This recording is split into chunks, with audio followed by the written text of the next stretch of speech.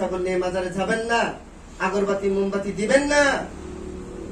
ওয়ালা ইয়াকতুলুনা নাফসাল্লাতী হারামাল্লাহ। রহমানের বান্দার 8 নম্বর গুণাবলী হচ্ছে তারা সঙ্গত কারণ ছাড়া মানুষ মারে না।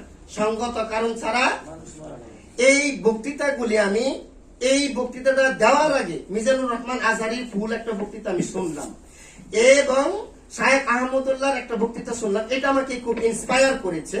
আজকেও আমি ভোরবেলায় আমি বাড়ি থেকে রওনা দিয়েছি, সিএনজিতে থাকা অবস্থায় 49 মিনিটের একটা বক্তৃতা শুনছি। আহমদুল্লাহর এই কথাগুলি আমার সারা জীবনে কোনো বক্তৃতা এইভাবে শুনি নাই। আমি শুনেছি, খুবই ভালো লেগেছে। আমি হেদায়েতের জন্য দোয়া করেছি, আল্লাহ পাক যেন তার দ্বারা জাতির আরো বড় খেদমত দেয়। এই বক্তৃতাটা শুনেছি আবুল কালাম আজাদ বাশারের কাছ থেকে, এই বক্তৃতাটা শুনেছি আমি সাইদি সাহেবের কাছ থেকে। কিন্তু আল্লাহ পাক বলছেন ওয়ালা ইয়াকতুলুনা নাফসাল্লাতী হারামাল্লাহু ইল্লা বিল হক, মানে সঙ্গত কারণ ছাড়া তারা মানুষ মারে না। তারা এখানে সবাই বলছে তারা মানুষ হত্যা করে না, কিন্তু সঙ্গত কারণ থাকলে যে মারা যাবে এই কথাটা এদের মাঝে একজনও পাইনি। আমি খেয়াল করছি, মানে এটা আমি তাফসীর পড়েছি, অনুবাদ দেখেছি, বিশ্লেষণ করেছি। এবার আমি চিন্তা করছি জাতির এই কর্ণধাররা কি বলে, কিন্তু এই কর্ণধারের একজনের মুখে এই কথাটা আসে নাই সঙ্গত কারণ থাকলে তাকে মারা লাগবে, তাকে মারা। সঙ্গত কারণ থাকলে সরকার জেলের মধ্যে ফাঁসি দেয় না? আরে কথা কোন দেয় না? সঙ্গত যদি মানুষ না মারাই যায় তাহলে বাংলাদেশ সরকার কাউকে বাংলাদেশের কোন জেলখানায় ফাঁসির আসামিকে ফাঁসি দিতে পারবে না। আর যদি সঙ্গত কারণ থাকে, লিগেল কজ যদি এইরকম ভাবে সঠিক কারণ থাকে তাহলে তো অবশ্যই মারতে পারবে। তাইলে এটা যদি হয় তাহলে আমরা এই কথাটার সাথে লাগাই দিলে তো জাতি হেই জানে। কিন্তু আমি পাই নাই কথাটা, আমি পাই নাই। আপনারাও শুনে দেখবেন, ইউটিউবে বক্তৃতাগুলি আছে। তার মানে সঙ্গত কারণ থাকলে মানুষ মারা যাবে। যেমন আমাকে মেরে ফেলেছেন, বিচার হচ্ছে কি চাস আপনাকে মেরে ফেলা, যদি সঙ্গত কারণ না এই এমন কিছু লাগাই দিতে হবে, তাহলে এখানে আর কোনো দোয়াশা থাকবে না। কিন্তু আপনারা বলবেন আমরা তো আর মানুষ মারি না।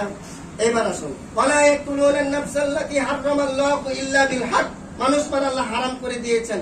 আপনি নতুন বিয়ে করেছেন, বাবার হোটেলে আছেন, নিজের কামাই নাই, কিন্তু আপনার ডান বাম চলাফেরা দেখে বাবা বলে ছেলেকে যদি এখন ব্রেক না দেই তাহলে অন্য কিছু হয়ে যাবে, আমার স্থাবর অস্থাবর সম্পত্তির 12টা বাজবে, বিপদে পড়ে হইলো ছেলেকে দিয়ে একটা কিছু করি। তখন কি করলেন? আচ্ছা ঠিক আছে, বউ নিয়ে চলতে থাকি, স্ত্রী নিয়ে চলতে থাকি। সন্তান যখন গর্ভে আসলো তখন আপনি অ্যাবর্শন করার চিন্তা করলেন, গর্ভপাত করার চিন্তা করলেন। আল্লাহ পাক এটা হারাম করেছে। কি করেছে? আল্লাহ দিতে চাচ্ছে সন্তান, আপনি ট্যাবলেটের মাধ্যমে আপনি দিচ্ছেন শেষ করে। শেষ তো এমন করে করছেন, পেটের ভিতরে একটা প্রাণী আপনি ধ্বংস করবেন। মহিলাদের যে সন্তান ধারণের যে জায়গাটা, যে স্ত্রীদের মা বোনদের যে জায়গাটা, এই জায়গাটা ওই ট্যাবলেটটা অ্যাকশন করে করে ভিতরের পানিটাকে আঘাত করে করে মারা হয়। এতে করে খারাপ প্রতিফল কি দাঁড়ায়? পরবর্তী যখন একটা সন্তান সুন্দরভাবে যতনে রতনে সুন্দর করে সে যখন নিজেকে বড় করতে চাইবে, 8 মাস 9 মাস সে যখন বড় হতে চাইবে, ওই জায়গাগুলির অন্যান্য এই পার্টস গুলি নষ্ট হয়ে যায়। কথা কি ঠিক নয়? ওয়ালা তাকতুলুনা নাফসাল্লাতী হারামাল্লাহু ইল্লা বিল হক। তাহলে এই ভ্রূণ হত্যার জন্য যতগুলি মেডিসিন আছে এই বাংলার জমিনে, এই মেডিসিন গুলির ব্যাপারে সরকার কেন নজরদারি করবে না? এই মেডিসিন গুলির ব্যাপারে কেন দুদক কাজ করবে না? এই মেডিসিন গুলির ব্যাপারে কেন ওসি কাজ করবে না? এই মেডিসিন গুলির ব্যাপারে কেন তারা অসচেতন অবচেতন করে থাকবে? এই করে তো জাতির ধ্বংস করে দিচ্ছে। কথা কোন ঠিক কিনা? তাহলে এই মেডিসিনের দরকার কি? যেটা দিয়ে এই কাজগুলি করা হয়, প্রত্যেকটা হাসপাতালে ফোকাস করা হোক, 1 ঘন্টা ফোকাস করা হোক, সব দৌড়ের উপরে থাকবে। কিসের উপরে থাকবে? দৌড়ের উপরে থাকবে। আসাদুল্লাহ আল গালিব এই বার্তা জানাক সরকারকে, আব্দুর রাজ্জাক বিন ইউসুফ সব বার্তা জানাকে সরকারকে, মুজাফফর বিন মহসিন সব বার্তা জানাকে সরকারকে, যে সকল মেডিসিনের কারণে ইসলামের এই বিরুদ্ধের আইন, নারীদের পেটের ভিতর থেকে সন্তানগুলি মেরে ফেলা হচ্ছে, সরকার সাহেব আপনি এটা বন্ধ করুন। আর যদি আমরা কোন হাসপাতালে কোন চেকিং এর মাধ্যমে ধরা পড়ে, হাসপাতাল কিন্তু একজনের উপরে রাখবো না। কথা কোন ঠিক কিনা? তাহলে তখন হাসপাতাল ভাঙতে আসছো, তুমি তো জঙ্গি, তুমি বার্তা দিছে কাজ করছে না, হুঁশিয়ার করছে মানে হুঁশিয়ার হয় নাই।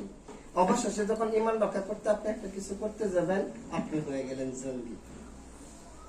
দেখেন আপনি কোন রাষ্ট্রে বাস করেন, দেখেন, চিন্তা করেন।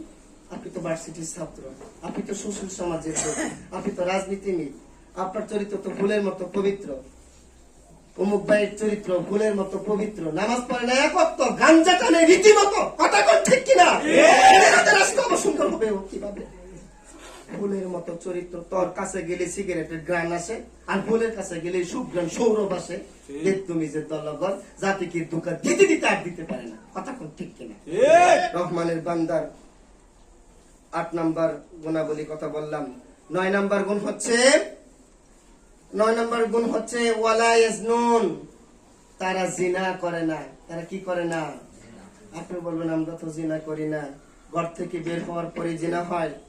জিনার আয়োজনগুলি যারা এই বিশ্ব পরিচালনা করছে, যারা সংস্কৃতির নামে দেখবেন ফেয়ার এন্ড লাভলির মধ্যে মেয়েকে বাসিয়ে দেওয়া হয়েছে, বিস্কিটের মধ্যে মেয়েকে বাসিয়ে দেওয়া হয়েছে, পত্র পত্রিকা মনে করেন দেশের, আপনি জাতীয় নিউজগুলি নেবেন, দেখলেই দেখবেন উলঙ্গ ছবি। আপনি খেলাতে যাবেন, উলঙ্গ ছবি, বই পুস্তক পড়বেন, উলঙ্গ ছবি, ফিজিক্স কেমিস্ট্রিতে যাবেন, ডাইরেক্ট করে দেখায় দিছি কেমনে কি করা লাগবে। এই সবগুলি জিনার উপকরণকে একবারে সহজলভ্য করে দেওয়া হয়েছে। আল্লাহ পাক বলছে ওয়ালা ইয়াজনুন, ইবাদুর রহমান যারা হবে, আল্লাহ পাক বলছে কুল্লিল মুমিনিনা ইয়াগুদ্দু মিন আবসারিহিম ওয়া ইয়াহফাজু ফুরুজাহুম। আল্লাহ রাব্বুল আলামিন বলছে ওয়াকরনা ফি বুয়ুতিকুন্না ওয়ালা তাবাররাজনা তাবাররুজাল জাহিলিয়াতিল উলা। গোটা রাষ্ট্র ব্যবস্থা এমন ভাবে জিনার উপকরণকে করে দিয়েছে যেটা ভাষায় আর ব্যক্ত করার মতো নয়। আল্লাহ রাব্বুল আলামিন মানুষের জীবনে প্রকৃতিগতভাবে স্বাভাবিকভাবে মানুষ যখন একটা বয়সে পরিণত হয়, এটা কি অটোমেটিকলি আপনি জীবনে যৌবনের একটা ব্যাপার চলে আসে। ওই মুহূর্তে যারা বিয়ে না করবে, রাসূল সাল্লাল্লাহু আলাইহি সাল্লাম ইসলাম বিধান দিয়েছে রোজা রাখো। কি রাখো? রোজা রাখলে মানবীয় শক্তি, জৈবিক চাহিদা নিস্তেজ থাকে। কি থাকে? ওই বিধানের জন্য এটা।